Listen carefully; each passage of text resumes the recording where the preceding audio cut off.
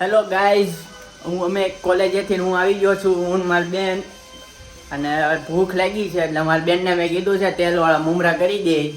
હજી કામ તો બાકી છે કારણ કે મારી બેન કોલેજથી આવી કામ કરે છે એટલે તમને થોડુંક ઘરમાં એવું લાગશે આમ તેમ, પણ ચાલશે. જો એ તેલવાળા મમરા બનાવે એ તમને હું દેખાડું.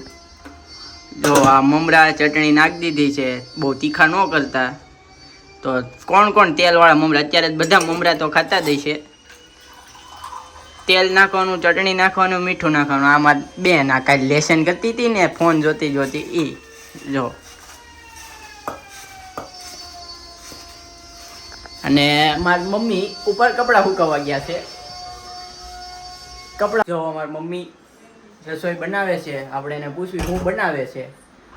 શું બનાવીશું મમ્મી? દાળ. શેની દાળ? હા, શાક શેનું છે?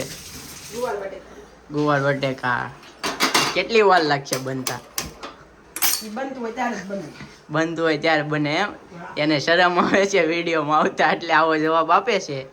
હું આ જો એ શાક બનાવે છે, દાળ બનાવે છે, હિંગ નાખે છે, આ હળદર નાખે છે. હાલો હવે આપણે હોલ તરફ જાવી.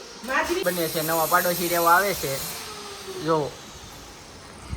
હાલો હવે આપણે પાછા મમ્મી પાસે આવી. ઈ પાડોશી અમારા ગામના જ છે. આપણા ગામના નથી, ભાણીઓ છે આપણા ગામનો. હું છે આપણા ગામનો? ભાણીઓ. ઠીક. હવે શાક બનાવીશો? હા જો ઈ શાક બનાવીને આપણે જોવી. હા જો હવે માધુબેન હેલ્પ કરવા આવ્યા છે. પરાણે એનું મોઢું તમે જોવો તો જો ઈ શાકમાં તડકો મારે છે જો.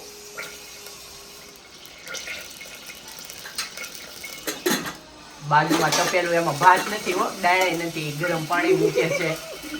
આ પપ્પાને નાવું છે એટલે આ જો અમારે વઘાર કરવાની રીત, વાડામાં વઘાર કરવાનો જો. નાખી દીધું શાક. મને આ શાક હચોડું નથી ભાવતું તો એ બનાવે પરાણે. હું જો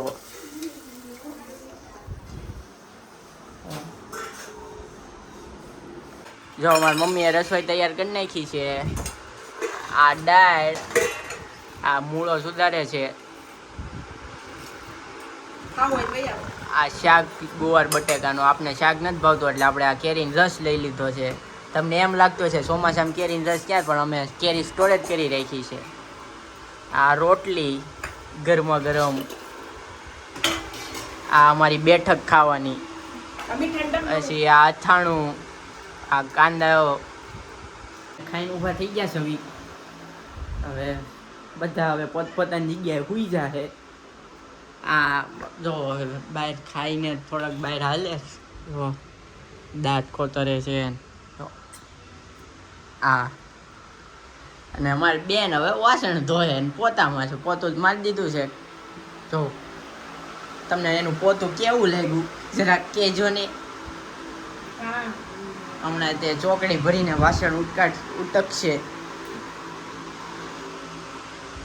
આ જો આ આપણી જગ્યા, ત્યાં આપણે સુઈ જવું મસ્ત ના. શું અહીંયા મસ્ત ગીત ચાલુ છે ને આપણે સુઈ જવું. અહીંયા અમારી બેન સુઈ જાય. આ અમારા શ્રીનાથજી ભગવાન. અમારા ઘરમાં જાજા ભગવાન જ દેખાય બધા. જો વરસાદ આવીને એકવાર તો વયો ગયો છે.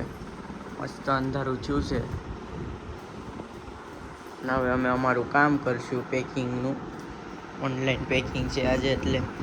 આ અમારા માધુબેન અત્યારે જો અમે પેકિંગ કરીને ઊભા થયા છે. અમે પેકિંગના જો એટલું કામકાજ છે પેકિંગનું.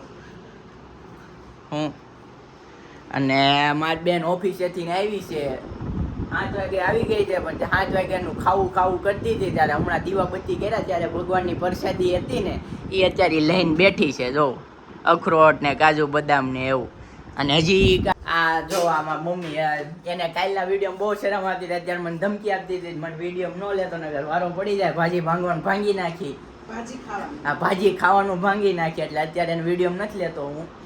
લઈ લેવાની હોય એમાં ખબર ન પડે. જો અમારી બેન કે લઈ લેવાની હોય પણ એ વિડીયો જોવે ત્યારે જ મને કહે ને. એવું કાંઈ ન તારે પેકિંગમાં ગણવાનું છે. હો નથી આ કરવાનું. ગણવાનું તારે છે, પેકિંગમાં મેં કરી નાખ્યું જે કરવાનું હતું. તો મકાઈ ફોલી દે હાલ.